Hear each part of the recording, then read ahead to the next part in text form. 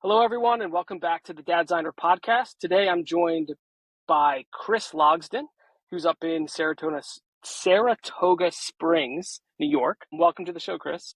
Hey, thanks for having me, and hello everybody.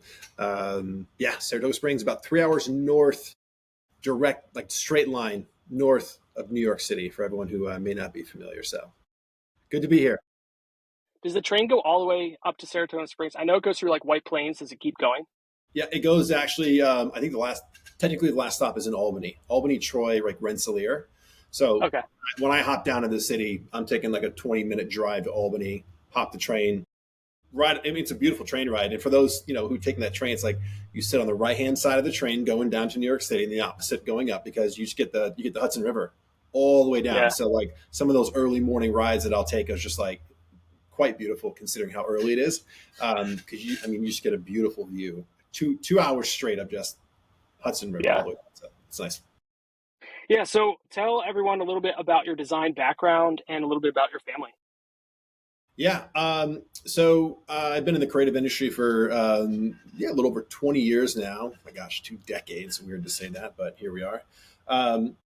Majority of that time was spent as a creative in kind of more traditional sense at different agencies. My first agency was a company called Tracy Locke out of Connecticut. It was an Omnicom owned agency. I think still is. And then I moved over to Publicis, and this is kind of when I moved out of Connecticut down into New York City. Wanted to kind of do more television, kind of traditional advertising at the time, which was different than what I was doing at Tracy Locke. So I moved over to Publicis, had an opportunity to work on the Wendy's brand, do a lot of cool television commercials. Half my life was spent out LA on production, on set, which is great, working with really cool directors and all that stuff that comes along with being on set. And then after about 2.5 years there, I kind of felt it was time to move on. And right around that time, I was kind of following a guy by the name of Gary Vaynerchuk, which most people might know. Really kind of believed in his philosophy around the approach to the work, creative work, and more specifically, just human beings. And so I kind of knocked on Gary's door, had an interesting opportunity to meet him. I literally bought X amount of books for like a 3-minute meeting with him. And that meeting eventually ended up yielding a 9-year career, almost 9 years at Vayner Media as a creative director. First year was spent in New York City, and then I was part of a group that moved down to Chattanooga, Tennessee to help open up, at the time, the Vayner Media South office, which then turned into the Sasha Group during our time there. The Sasha Group was created to kind of work with a different size clientele. Spent around 5 years down, 4 years down in Chattanooga. I had my second kid down there. My first was born in New York. So now we have a New York kid and a Tennessee kid, which I think will lead to some fun, healthy debates as they get older around like who's best or what place is best. So forever connected to Chattanooga because my second son, Theo, was born there. But right before COVID happened, I had some interesting conversations with Gary, and the stars kind of aligned with what internally I was feeling that I wanted to do in terms of my career. And that was to kind of get back into and focus on branding, and specifically brand identity. I've always had a fascination like most of us do with logos. In college, it was like the moment that something in my head just went off. I was like, oh, this is interesting. So kind of got back into that because we had several clients asking us for that type of work down in Chattanooga. Yeah, right around that time that started to take off, we moved back up to upstate New York and ran a team within the Sasha Group / Vayner for about 3.5 years before deciding to kind of go on my own. So currently, as I sit here now, upstate New York, Saratoga Springs, I have my own agency, Logsdon Design. I work with a lot of people that I've worked with throughout my career. I'm specifically focused on brand identity. 2 young sons, Oliver and Theodore, again, New York and Chattanooga, Tennessee. And yeah, work out of my house. So in a nutshell, boom, that's it. Yeah. Did the move from Chattanooga back to Saratoga Springs, was that influenced at all by the kids as well? I know like you hit a precipice in your career where you wanted to make that shift, but were, familial decisions involved in that? Like what else was in there? Yeah, I'd say 99% of it was motivated by family. Mm. My side of the family, as well as my wife's side of the family, are both here in Saratoga.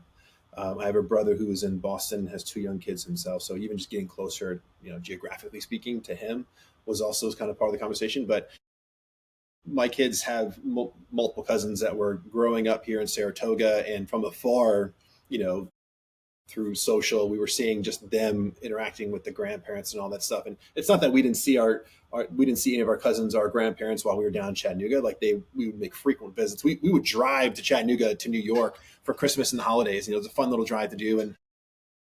And so around that time, that we were feeling the need, our kids were getting at that age where we wanted selfishly just milk more time with grandparents and cousins, and allow them an environment to grow up in. I didn't have that growing up. I was a son of two Air Force veterans, so military child. Moved all over the country, all over the globe growing up. California, 5 years in Japan, upstate New York, and I didn't have that relationship with my grandparents. Not that you need it or don't need it, just a different lifestyle. It actually allowed my immediate family, being my parents, my brother, for us to be extremely close because the way we traveled and lived. But we wanted to have something different for our kids, knowing that it was attainable. So that move was certainly motivated by that. And then that last 1% was there was an opportunity to be able to start and kick up a brand identity team. And at the time, it was just me. And that's why I think Gary and the powers that be, James Orsini at the time within the Sasha Group, said, we can do this. And that was agreed upon 5 months before COVID happened, right? This is before everyone was working remote. So like in a weird way, when it did happen, it kind of gave me some coverage because everyone then worked remotely. Because when you make a move like that, I knew in the back of my head, if this doesn't work, I'm on an island. There weren't too many people working remotely at Vayner or Sasha at the time. So I knew making this decision, hopefully it was a good one. It was a reality. So when COVID did happen, it kind of eased the burden or the fear of not being able to making it work, and because everyone at that point went remote. So it kind of gave me some coverage in that sense, but mostly family. Gary understood that. I couldn't even get the question out of my mouth before he was like, why would I say no to that? Let's go try it out. Give me at least 2 years to kind of do it and all that stuff. So yeah, it worked out for a good amount of time. So. And then you were there for a little bit, and now you're doing brand identity on your own. What is there a client or set of clients that you're like, these are my favorites? We're not allowed to pick favorites, but these are my favorites, and or like my kids really influenced this direction or this design.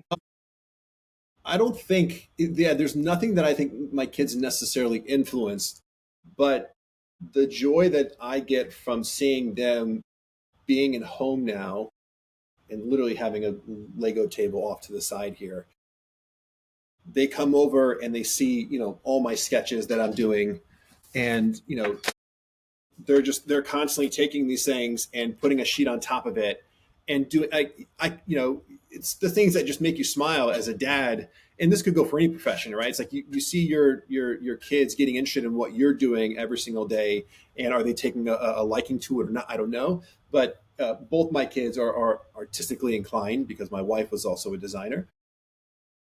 So just to have those moments more frequently, to see them come over and want to see what's on the computer, they'll trace what I'm doing. They'll kind of make iterations off of it. So do they directly, inform something I'm working on? No, but that aspect of just seeing them picking up a pencil and paper and tracing dad's work, how could you be upset or just not smile at that, right? So it's welcomed and it's amazing, and it gets them thinking. And yeah, who knows? Literally, one of their sketches might, I like how he turned it upside down. That's the unlock. You never know when things like that could pop up. And I try to be as open as possible, whether it's from a different source or from my kid just sketching my own thing and doing that. So it's cool to see that. And in terms of, the projects that I've had an opportunity to work on, both big and small, it's hard to pick favorites, to your point. I've had an opportunity to work with on projects like NASA size, all the way down to just one-off little logo projects. And for me, I've always been thankful just being in a position where I truly enjoy what I do every day. It makes me happy to bring things to life. I always said if I wasn't a designer, I'd probably be like a chef or a cook because it's kind of the same thing. Like you're producing something that then gets enjoyed by other people, and seeing the reaction come from that is extremely gratifying, regardless of the size of the client that I'm working with. So I hope that answers your question. So when you, by the time you had kids and were kind of out on your own, you had a number of years under your belt in your career. If you were a junior designer today, do you think you would be able to accomplish the same amount or the same quality of work, having your attention not split, but like your attention is kind of kids are almost primary, and then your work is a ton of fun and it's valuable and it's what provides for the family, but they're kind of at odds with each other at times. If you were a junior designer today, do you think you could juggle kids and clients? Like junior designer with kids, right? Yeah. I think it would be harder only because I think what's allowing me to do what I'm doing today is the time spent in my career unknowingly developing really deep relations with either clients that I worked with at whatever agency I was working on, other creatives, directors, photographers, or the people that I worked alongside with at those agencies, Hmm. other designers, other writers, creative directors, production people, animators, right? That was just my life working at those agencies and a lot of the different outlets that I had during my time spent there. And it almost seems like it's like, well, yeah, no brainer. It's like, of course you develop relationships, but now I am seeing how important those relationships are because they're to a certain degree sustaining the work that I'm able to do at this point in my career. It's not to say that a junior designer, a younger me, couldn't do that, but it probably would be more difficult because I wouldn't have had the time spent building those relationships. So the workload would have to have been slightly different, meaning I'd have to go out there and really put myself in situations where I'm meeting more people, developing those relationships, doing work on top of it, hoping the work is good and that people like it. And then, yeah, on the flip side, as a family, as a husband and a father, then doing the work that has to be done inside the house as a responsible parent. And like I said, and husband. So I think it would have been much more doable, but different world that I don't even want to Yeah. know what that would have looked like. Whereas, yeah, I mean, it's not that it's easy now. It's probably easier, but I now look back. I think every day I think about it, like the 20 years I had working prior to this, and just the people that I now know, because I'm getting requests in from the most random places, whether like close friends that I probably talk to once a week, once a month, to people I haven't talked to in like 5 or 10 years that I worked in my first agency, and they see a post that I put up, and they're like, "Oh shoot, Chris, yeah, like remember me? Blah blah blah blah." Like I now have moved on as I'm a CMO, or I own this company, or I'm doing a startup. I could use your services. Like that takes time to cultivate and grow. And thankfully, I had 20 years of that to kind of lean on now to help bring in the work that I need to just support the family. And the other aspect of that is just now that also allows me to charge a price for my time for the quality of work that I do. And by doing that, I'm able then to balance out the amount of time that I could walk away during certain moments, whether it's literally every day being at my kids' pickup at 3 o'clock, which is so valuable and important to me. I want them to remember that dad was there. It allows me to be able to have those moments too, and walk home from work, from school, and spend that time with them, knowing that I had that time in my day to break up. So yeah, it would have been a different world, had I not had that that time spent. Yeah. What do you chalk up the relationships? Like you've built these relationships with people. Those people may not be going to the three, four, five other designers they worked with in the past. They're coming to you. Have you ever taken time to reflect on the character traits or the ways that you've tried to treat people or handle things that you think makes folks want to come back and work with you again? Yeah, I mean, I think it's just treating people with love, kindness, and empathy, right? Like I felt that I was just from the household that I grew up in, and my parents who I adore and that I love, and the traits that the things that the values they instilled in me growing up. Uh, I felt that was part of my DNA, and I then learned a lot more of that working at Vayner Media under someone like Gary and the people he surrounds himself with, which was inherently just part of the culture there that I learned in some instances the hard way on how to improve upon that, right? So now I think I'm even a much more better human being than I ever was.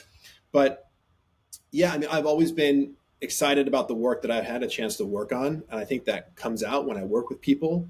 Um, the excitement level, the intention, and the thoughtfulness that I put into my work, in terms of the quality that comes out of it. But just even being in moments, whether they're good or bad, to just say like, hey, let's work together, let's figure this out. Um, I'm, the answer usually comes in a combination of multiple people, whether it's just me one on one with the client or having other people in the room. Like it's never just like, I'm going to solve all your problems. That's just not how I've ever thought the result, ends up.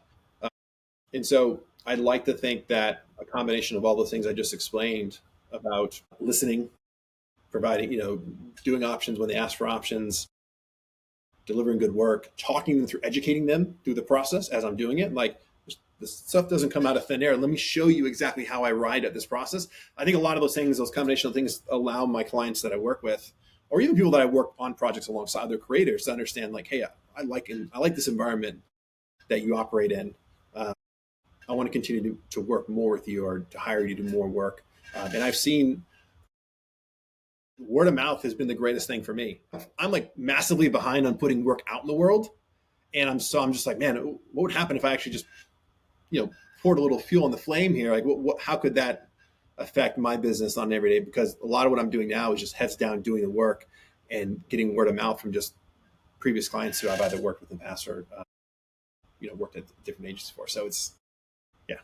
Yeah. How do you think about that?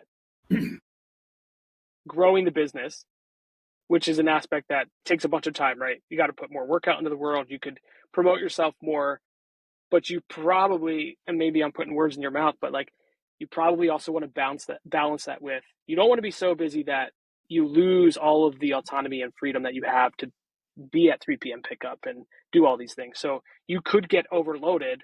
And so do you have like this balance or this gauge of like, okay, this is enough, we don't need to get bigger, or it's just a matter of there's not that much forethought in it? No, I think for me, it's just financially, I need to work. I need to work longer and harder in order to just like pay the bills and to cover the lifestyle that I currently live in, and by the way, it's nothing extravagant. I don't need much, So I've always felt that there's always time in your day. It's just how you use it, right? And this is a lot of what I learned too, under Gary when I was working there. It's like, you want something, what are you willing to do in order to achieve that, right? And if that means I don't need to watch, 20 episodes of Breaking Bad or anything else, right?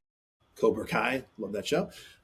Any of the things that we're into, Game of Thrones. It's like, do I need to watch those, or would I rather like put more time and energy, effort into either my kids, my family, or the work in order to make the work successful, so I can then go do things that will allow me the opportunities to do more things with my family. So it's just auditing my day, right? The time is there, right?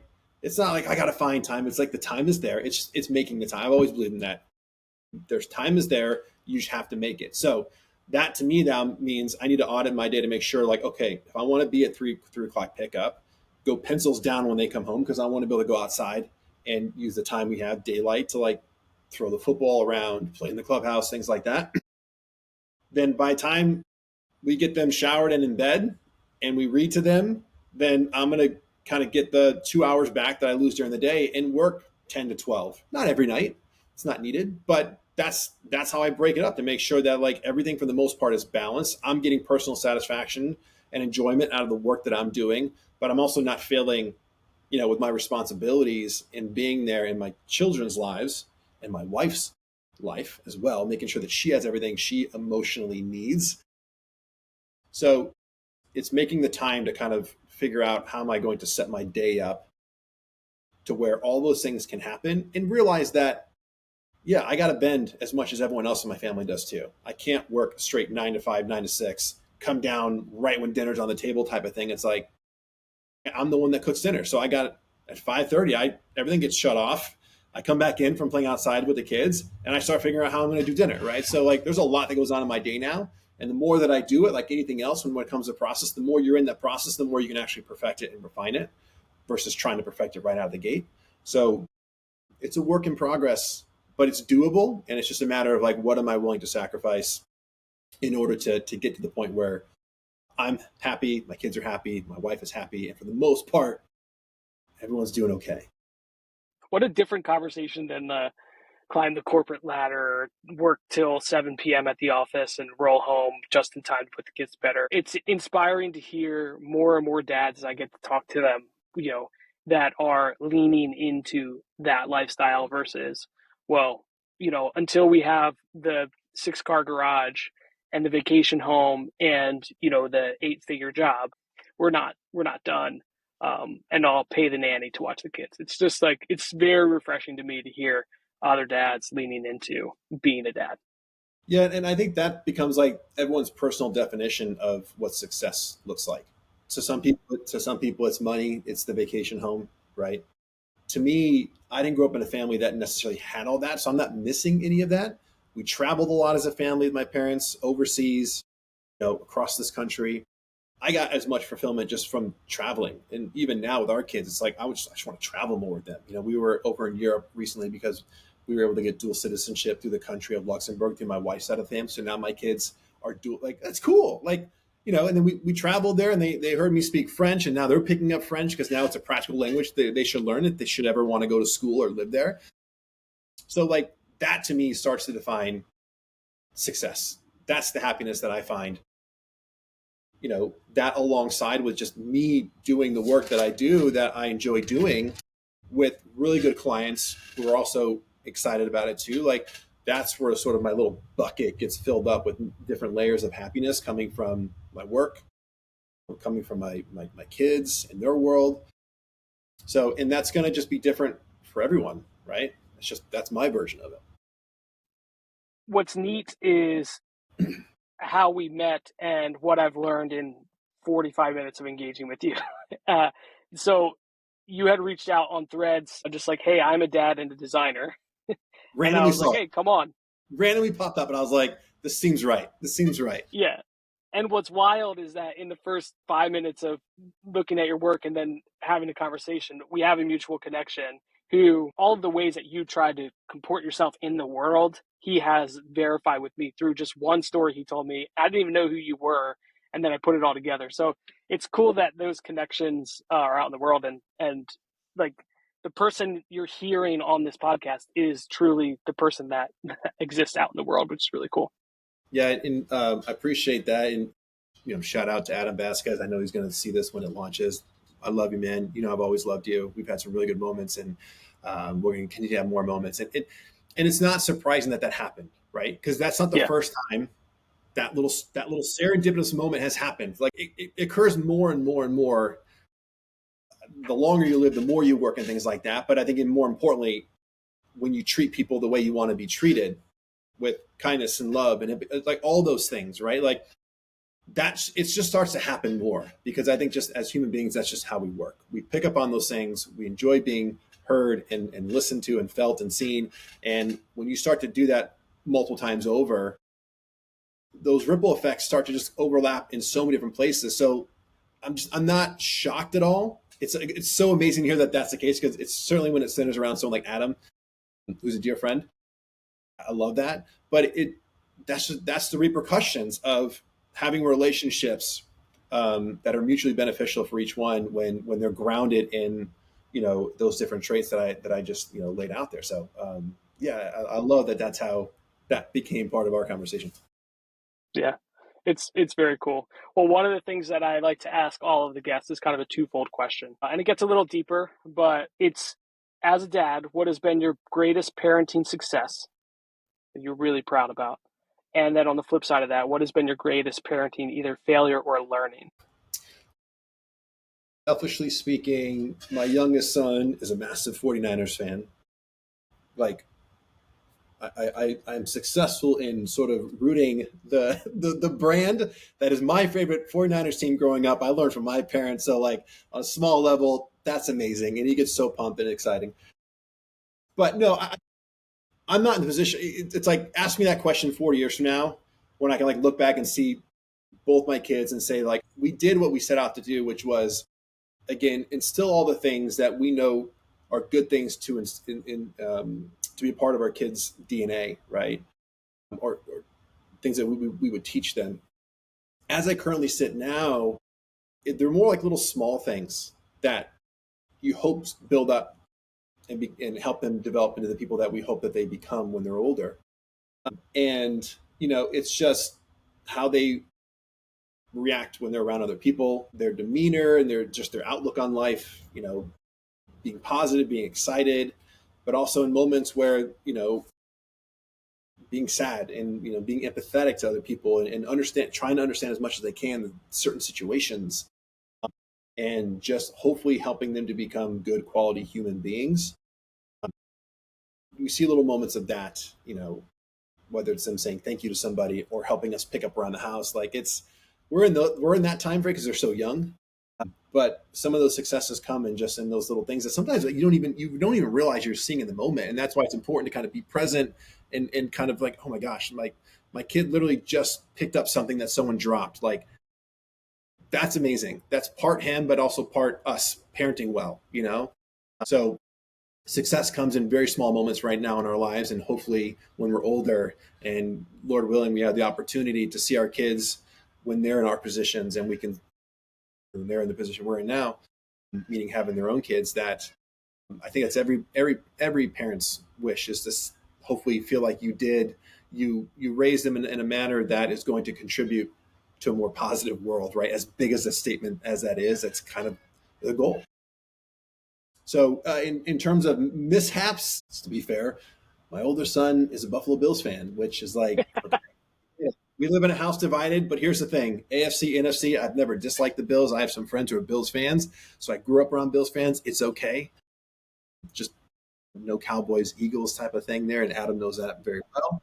Um, yeah, I think mishaps become in a weird way. I've always seen it as no surprising. It's not surprising, but as positive things too, right? Like that's the learning that happens, right? Like I, I mean, as an adult, we still have those things. So it's just trying to work on them, realizing that we're not perfect. We're going to miss things, right? Like, should I be outside more working on my kids' baseball swings? Yes, but that may not happen all the time, and I can't bring myself down for not necessarily, doing that 100% all the time. So like, even the things that don't go right, I think are positives because it's an opportunity to readjust, realign, and figure out how can we learn from this. Like the saying goes. So again, as you can probably tell, I'm so overly optimistic on every aspect of my life. It's not even funny.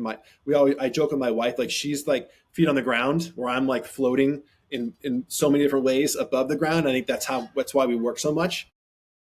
But yeah, I just no mistakes. They're all good. Like, let's go, let's figure it out and we'll be better once we go through those things. That's awesome. Yeah, very optimistic. Every thing we've talked about today, folks want to find you on the internet. Where should they go? Yeah. So on socials, IAM_LGD on majority of the platforms. More active on certain ones. Instagram, LinkedIn. I'm like heavily reliant upon now. So yeah, Yeah. IAM_LGD, or just on Facebook, on LinkedIn, just type in my name, Chris Logsdon. I'll be there. And like I said, I'm always open. I now love more than ever, and now Michael, you're involved in this too. Like it's just the network. Like it's become a real passion of mine now. It's just like more people, and if there's a mutual connection, even better. It just draws us closer that much quicker. But yeah, reach out, please, anyone. As I'm also working, knowing that the audience here are other designers, other creators, as I am working on projects, multiple projects at once at times, it's always just good to know too, like I might meet, someone who's listening to this podcast who can do animation or motion design that I severely need. It's like, great, let's talk, let's build that relationship, and it'll come through the podcast that Michael and I were on. So like, please don't hesitate for anyone who's got their earbuds in, either riding the train in New York City or mowing their lawn somewhere, in some other suburb in the country. Please reach out. Don't be shy. I love nothing more than making these connections. So Awesome. Thanks so much, Chris, for coming on. And yeah, I'm sure we'll be talking more soon. Yeah, dude. Appreciate you, man. Thank you so much.